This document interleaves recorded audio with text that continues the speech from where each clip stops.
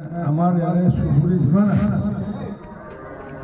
পাটাচাৰকুছিৰ সমষ্টিৰ চুবুৰী হয়তো দুই এটা ক'ৰবাত হয়তো আছে আকৌ মই যিকেইটা আছে গালি পাৰি মই নিজে গৈছোঁ ঘৰুৱা ভাষাতে কৈছোঁ।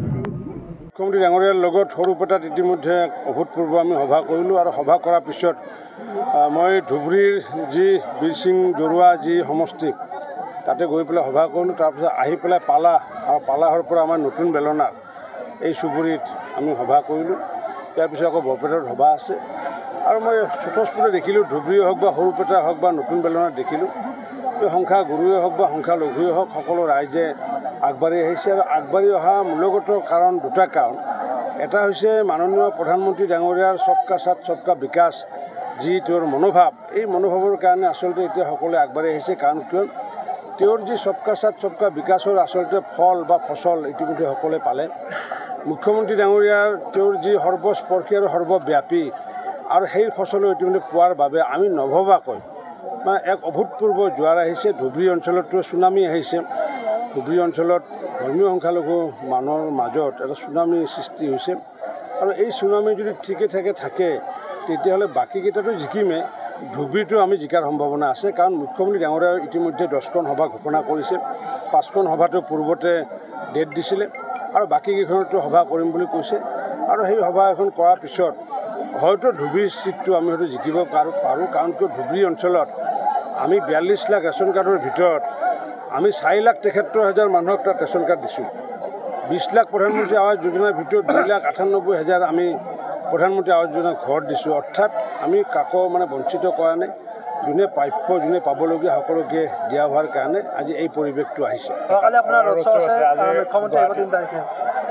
আমাৰ পাটাচাৰকুছিতো যিহেতু আমি নিয়ম মাফিক যি কৰিব লাগে ইতিমধ্যে আমি যি আমাৰ পঞ্চায়তসমূহত আমি জনসম্পৰ্ক সভা আমি সম্পূৰ্ণ কৰিছোঁ। 27খন সভা আমি কৰিছোঁ আৰু অহা কাইলৈ আমাৰ প্ৰাৰ্থী ফণীভূষণ চৌধুৰী ডাঙৰীয়াৰ লগত 4 বজাত আমাৰ এখন মানে হেৰি আছে, ৰোড শ্ব' আছে আৰু সেই ৰোড শ্ব'ত আমাৰ মন্ত্ৰী সতীৰ্থ মন্ত্ৰী জয়ন্ত মল্ল বৰুৱা উপস্থিত থাকিব। আৰু তাৰ আগে আমি ৰাতিপুৱাৰ ভাগত মই আৰু ফণীভূষণ চৌধুৰী ডাঙৰীয়া টিহু নমাটি মাখিবাহা গোবৰাদলৈকে আদি কৰি কেইবাখনো সভা আছে আৰু ৰাতিপুৱা 9টা বজাত 9:30 সভা এখন আছে।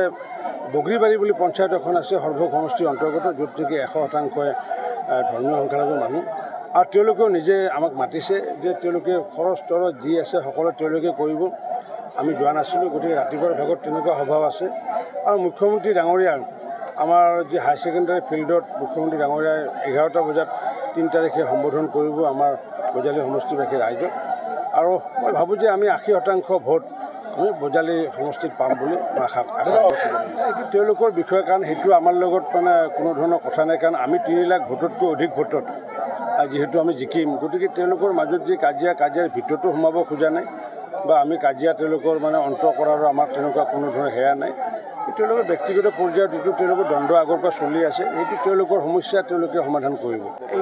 এইটো চা কংগ্ৰেছৰ মাজত এইটোতো যিহেতু হেৰিটো আহিছে। কাৰণ মই ক'লোৱে যে চুনামি আহিছে ধুবুৰীত চুনামি আহিছে মাইনৰিটিসকলৰ মাজত। কাৰণ কিয় প্ৰধানমন্ত্ৰী ডাঙৰীয়াৰ যিটো সবকা সাথ সবকা বিশ্বাস নীতি আৰু লগতে মুখ্যমন্ত্ৰী ডাঙৰীয়াৰ সৰ্বস্পৰ্শী সৰ্বব্যাপী আঁচনিৰ বাবে গতিকে ধুবুৰী অঞ্চলত চুনামিটো দেৰিকৈ আহিল। প্ৰথমতে ডিব্ৰুগড় যোৰহাটত আহিছিলে, এতিয়া আমাৰ ইপিনটো আগতে আহিছে। আমিতো সৰ্বভোগ পাটাচাৰকুছিত আমি পূৰ্বৰ পৰাই বিজেপি 2011 চনত বিজেপি যি সময়ত অসমৰ মানুহে বিজেপি চিনি পোৱা নাছিলে, আমাৰ সৰ্বভোগ পাটাচাৰকুছি সমষ্টিৰ মানুহে 2011 চনতে এষ্টাব্লিছ কৰিছে। তাৰমানে এই সমষ্টিৰ মানুহে বেলেগত কৰি 5 বছৰ 10 বছৰ আগতে বুজি উঠিছে যে নহয় বিজেপিক প্ৰয়োজন আছে আৰু বিজেপি ইয়াতে অহাৰ কাৰণে বা এনেকুৱাকৈ অহাৰ কাৰণে আজি মোদী আহিলে 14 চনত। গতিকে লাহে লাহে সকলোৱে বুজিব আৰু যিসকলে বুজিবলগীয়া আছে তেওঁলোককো আমি আমন্ত্ৰণ জনাইছোঁ। এইবাৰ নিৰ্বাচনত সবাতোকৈ গুৰুত্ব দিয়া হ'ব আপোনাৰ মতামতক। লাইভত আপুনি জনাওক আপোনাৰ প্ৰিয় নেতা কোন। আপোনাৰ মতে এইবাৰ কোন দলে মাৰিব শেষ হাঁহি। প্ৰতিটো সমষ্টিৰ ভোটাৰৰ মত লাইভ। ষ্টাৰ চিমেণ্ট টাইম 8 জনাদেশ। পাৱাৰ্ড বাই ডেটা মেচিন।